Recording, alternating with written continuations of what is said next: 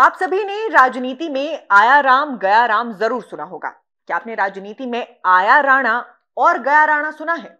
दरअसल ये शब्द हैं मंडी से कांग्रेस के एकमात्र विधायक चंद्रशेखर के।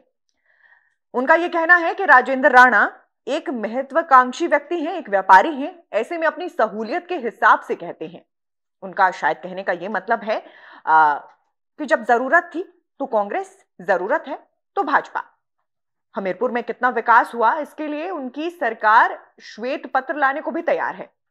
सबसे पहले आपको यह बता दें कि चंद्रशेखर हाल फिलहाल में ही कांग्रेस के वर्किंग प्रेसिडेंट बने हैं और अब इस भूमिका में नजर भी आ रहे हैं। उन्होंने राजेंद्र राणा को लेकर यह बयान दिया है कि जिस तरीके से हिमाचल की राजनीति में कभी आया राम गया राम प्रसिद्ध हुआ था, एक परिवार विशेष को लेकर यह कहावत बनी थी, तो अब आया राणा गया राणा भी एक कहावत बन सकती है। यहां पर महत्वपूर्ण बात यह है कि राजेंद्र राणा हिमाचल प्रदेश की राजनीति में बहुत महत्वपूर्ण है। इसके पीछे के कारण यह है कि राजेंद्र राणा वो नाम है जिसने कभी भाजपा से मुख्यमंत्री के चेहरे यानी कि प्रेम कुमार धूमल को हराया था।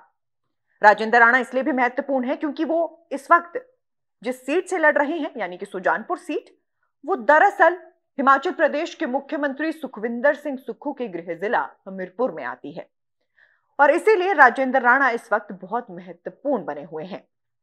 फिलहाल आपको बताते हैं कि राजेंद्र राणा और खासकर मुख्यमंत्री के गृह जिला हमीरपुर में, क्योंकि यहां से जो है लगभग 3 सीटें हैं जहां उपचुनाव हो सकते हैं, 2 पर जो है उपचुनाव की घोषणा हो गई है, जिसमें सुजानपुर की बात करें, बड़सर की बात करें, बाकी रहती है आशीष शर्मा की सीट जो हमीरपुर है। हालांकि उसे लेकर अभी जितने बागी विधायकों के साथ निर्दलीय विधायक थे यानी 3 विधायक, उन पर क्या फैसला है ये बाकी है। अभी तक इनका इस्तीफा मंजूर नहीं हुआ, बात सुप्रीम कोर्ट तक जा सकती है। लेकिन फिलहाल मुद्दे पर आए तो फिलहाल आपको बताते हैं कि बड़सर और खासकर सुजानपुर सीट पर कैसे समीकरण देखने को मिल रही हैं। क्या मुख्यमंत्री इस सीट पर अपनी साख बचा पाएंगे? क्योंकि कहीं ना कहीं ये मुख्यमंत्री के लिए महत्वपूर्ण बन जाता है कि उनके जिले में जिस तरीके से 3 सीट जो है यहां पर कांग्रेस के साथ होते हुए भी कांग्रेस से चली गई, तो कैसे समीकरण यहां पर बन रहे हैं।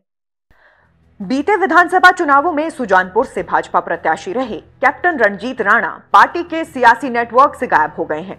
उपचुनाव में पूर्व विधायक राजेंद्र राणा का भाजपा से टिकट फाइनल होने के बाद से ही कैप्टन रणजीत राणा नाराज चल रहे हैं।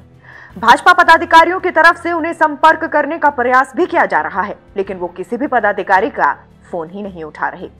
यहां तक कि प्रत्याशी राजेंद्र राणा की तरफ से भी उन्हें फोन पर संपर्क करने का प्रयास किया गया था, लेकिन उन्होंने कोई जवाब दिया ही नहीं। जिले में कांग्रेस नेताओं को भाजपा से टिकट दिए जाने से भाजपा हाईकमान के निर्णय पर पदाधिकारी तो पार्टी लाइन में रहकर प्रत्याशियों के अंग संग नजर आ रहे हैं, लेकिन सुजानपुर से कैप्टन रणजीत हमीरपुर के अस्तित्व को बचाने का नारा देकर चुनावी रण में उतर गए हैं। साल 2022 में पूर्व मुख्यमंत्री प्रेम कुमार धूमल के चुनाव लड़ने से इनकार करने के बाद कैप्टन रणजीत राणा को भाजपा ने टिकट थमाया था। इस चुनाव को वो महज 399 मतों से कांग्रेस प्रत्याशी राजेंद्र राणा से हार गए थे।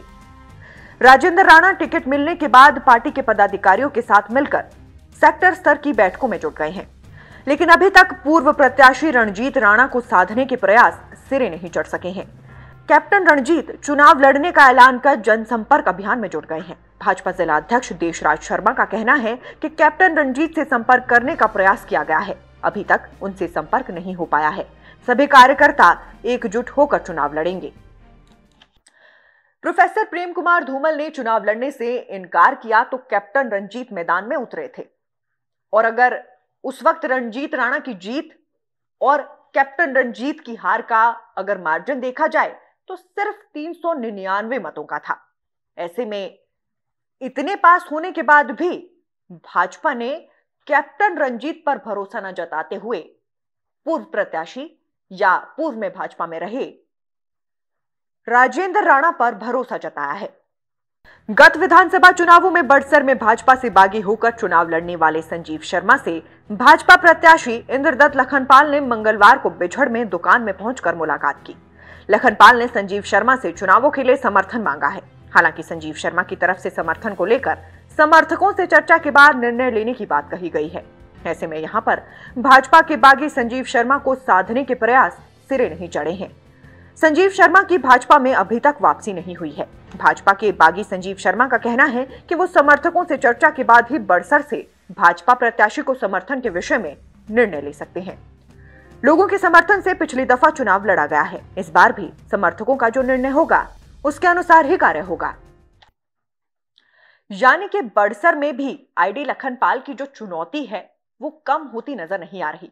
चुनौती है भाजपा के समर्थन के साथ इन चुनावों को जीतने की।